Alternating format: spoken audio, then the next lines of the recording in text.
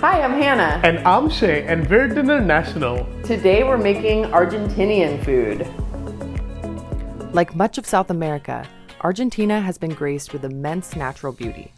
From spectacular subtropical regions in the north to freezing cold polar expanses in the south, this country has so much variety that exploring all of it would probably take years. Argentinian food resembles Italian and Spanish due to waves of immigration from Europe since the 15th century. Though dishes like pizza and pasta are often enjoyed here, there is one food that is consumed more than any other: beef. Asado, referring to the flank-cut beef ribs, is among the many favorites of this nation. Cooking and eating is seen as a social endeavor here, and even a simple invitation to dinner is a symbol of integration and friendship. Today, we made Milanesa, a dish brought to Argentina by the Italians and customized in many different ways all around the world.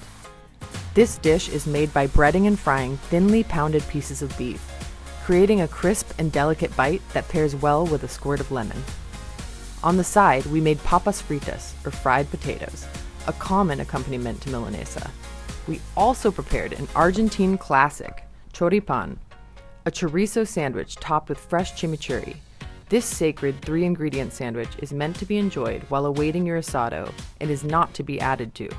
The last thing we needed to brighten up this delicious meal was the Salsa Criolla, a garlicky tomato salad with a tangy vinegar dressing. Let's get started.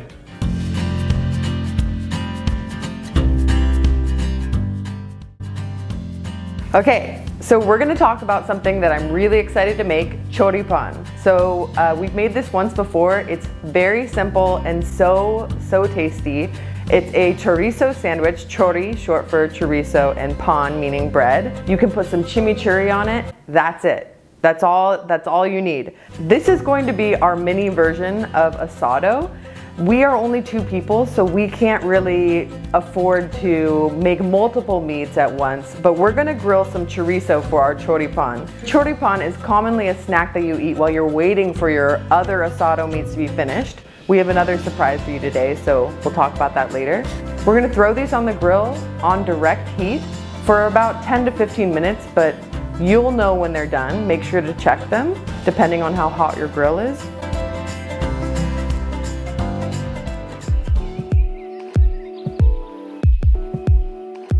Okay, we are going to make the condiment of Argentina, chimichurri. I'm sure you've heard of it. Most people have. A lot of times we eat it with steak. We're gonna use this on our choripan. So what I have here is a half bunch of parsley.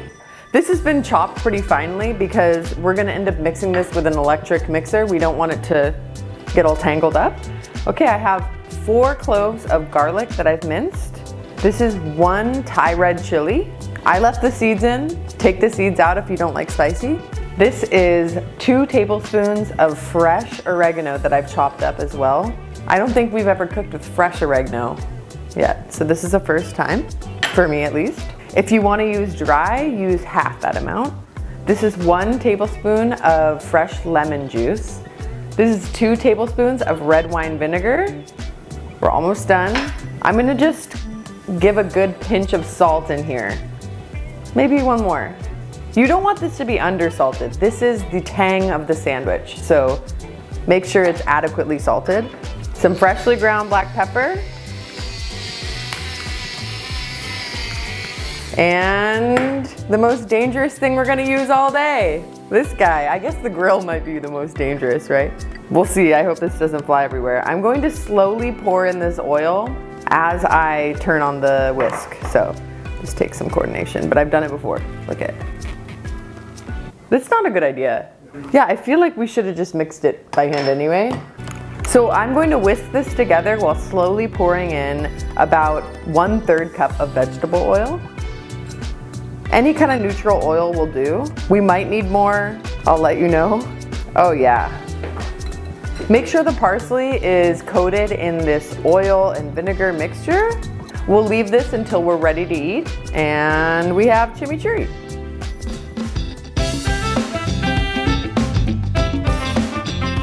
So we're gonna make something we've made before in many different ways. It's salsa criolla. It's really simple. We're not gonna spend too much time on it. I have 2 Roma tomatoes that I've diced up. I'm gonna put it in the bowl. This is 1 red pepper that I've diced. You can use green pepper if you want. This is half of a medium yellow onion. Use 1 small one, I guess. I mean, like, why half of a medium one? I don't know. That's what we had. This is 1 large clove of garlic that we have minced up. You see what's happening. We're just putting everything in a bowl. This is 1 teaspoon of fresh oregano. Use half a teaspoon of dried if you don't have this. All right, this is 1 Thai red chili that we've minced up. We also kept the seeds in this because we're outlaws. We're dangerous people. This is 2 tablespoons of red wine vinegar and a 1/4 cup of canola oil. You can use olive oil if you want. We just chose to use the old canola. The old canola. I keep looking at you, it's so bad. I'd be so bad as like a late night guy. This is about half a teaspoon of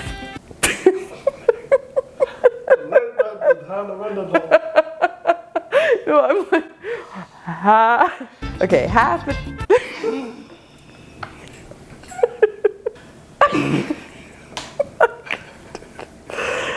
teaspoon of kosher salt. Okay, and some freshly ground black pepper. Mix it all together. Make sure it's well combined and coated in the oil and vinegar, and taste for seasoning. Oh my gosh. Yeah, I don't need to do anything. This is so good. Keep this in your refrigerator until you're ready to eat.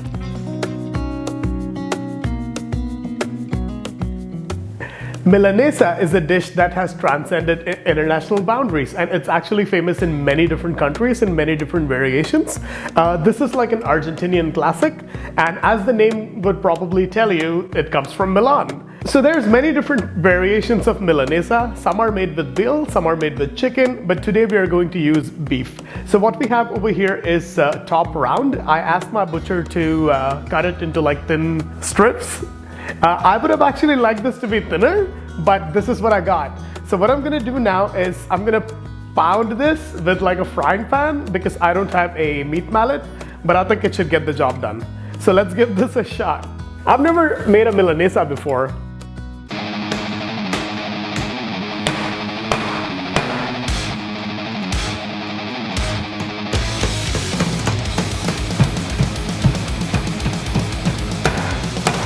Well, we tried a couple of things. Yeah, it's definitely working, so I'm gonna back it a little bit more. I think this is pretty skinny now. What do you think? That took us a while, but then our meat is sufficiently pounded. So we would highly recommend that you get a meat mallet.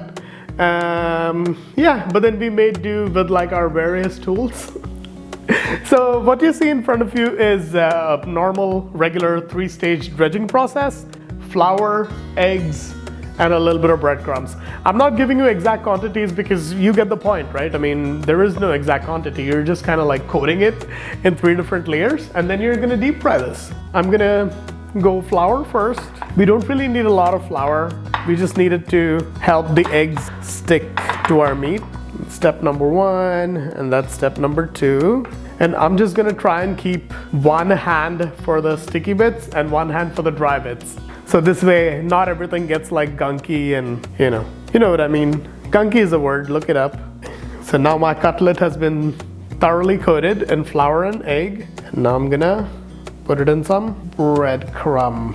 We are using panko here, but even if you have regular breadcrumb, that should do. I'm gonna try and sprinkle some breadcrumb on this and press it down a little bit. So all of these breadcrumbs kind of adhere. Don't skimp on the breadcrumb, because the breadcrumb is what will give the Milanesa its nice crispy crust. We all like our Milanesas crusty. Okay, so now I'm gonna get the rest of my cutlets breaded and deep fry them. So I have some oil heating up and I'm gonna fry up these cutlets. I'm gonna salt these twice. I'm gonna salt this now and I'm gonna salt it again when I pull it out. But let me just temp my oil. Okay, my oil's at like 300 degrees Fahrenheit. So I'm gonna start frying it a little bit gently. Oh yeah, you hear that sizzle? That means the oil's ready. I thought I could get away with doing two, that's why I got such a big pan, but it does not look like a good idea. I'm just gonna do it one at a time and be a little bit more patient. So, what else is new? So my cutlet's starting to get nice and fluffy, so I'm just gonna baste it a little bit just from the top as well. You don't really need to do this. I'm just doing this just so that I can get like a really nice fry. I mean, this is not a Milanesa specific tip, but this is a frying specific tip. And I'm just gonna flip this guy. Nice. These guys are frying up beautifully. I really look forward to eating these tasty cutlets. So as I'm pulling them out, I have been sprinkling them with one more little bit of salt. Because these are like fairly thick, you know? I mean, thicker than a normal Milanesa would be. So that's why I want to make sure that this is adequately salted. I'm super excited to eat some Milanesa. Look at that, eh? Look at that. Be careful, you don't want to drop it. Mostly talking to myself at this point. Okay, this guy is ready. So I'm gonna pull this last guy out as well. And I'm gonna fry up my fries.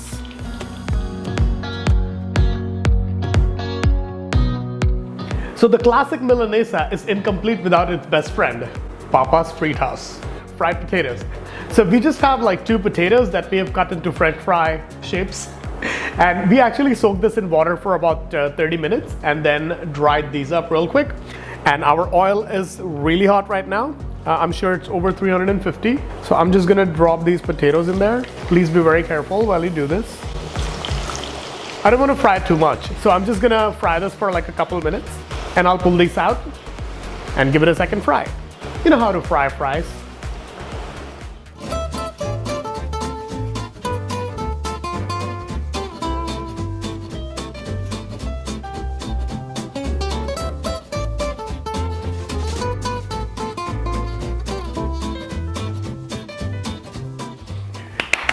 Argentinian food. Yeah. Let's get started eating. All right, so let's build a choripan sandwich. Yes. So yeah, so from what I understand, you're not supposed to add anything other than the chimichurri and the chorizo. It would be sacrilege to do so. Let's do the meat first and pour some. I just kind of snatched this right out of his hand. Yeah. That's how much I want to eat this. I'm so sorry. She's always snatching things out of my hands anyway. What can we do about that? I know. That's Here good, you right? go, yeah. Okay, so yeah, it's supposed to be, I'm yelling. Yeah, it's supposed to be a really simple sandwich. Kind of press down so you can fit it in your mouth.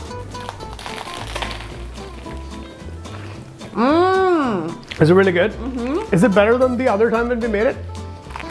Yeah, I mean, it tastes the same. It's just as good. Actually, you know what? It tastes better because the chimichurri has fresh oregano. We've never had the fresh oregano in there before. And so, yeah, it's better. Yeah, I think it's really good. The chimichurri really works with the chorizo. Yeah, I love it. This is such a simple sandwich. You should make it. So there's many different kinds of Milanesa, and we tried to cover a bunch of them today in one same plate. So a classic Milanesa is served with Papa's Fritas, like we told you before, but we also combined a couple of different kinds of different versions just in order to show you. So the kind with the tomato sauce and some cheese on it is called Napolitana, not because it comes from Napoli, but then it came from a restaurant named Napoli in Argentina. So this is a true Argentinian classic, and of course a Milanesa can always be dressed up with like a runny egg. And it can also just have lemon, right? Yeah. You can just have Milanesa with lemon. That's it. So I'm just going to squeeze some lemon on top, some nice sauce, and some crispy meat. I wish I knew which one was against the grain, you know? I don't know. That makes sense. That looks really good. It looks cooked to perfection, guys. Yeah. Have a little bite? Yeah, I'm gonna have a little bite. Yeah. Wow. Oh, it's good. Crispy. Wow. The lemon too. Yeah, the lemon works really well. I actually quite enjoy this. It's quite like a chicken fried steak. I like the egg with it, the potato. Yummy. This thing is really delicious. Let's try some salsa criolla. Oh yeah. What's not to like about this delicious salad, right? Onions, red pepper, tomato, acid. Garlic. The raw garlic, so nice. I really like it, guys. This is a great meal. Yeah. I really enjoy asado, and I really wish I could have had an asado here, but then with 2 people, it's not really possible, you know? No. We're gonna go ahead and enjoy the rest of our food. We suggest you make this and come back next week.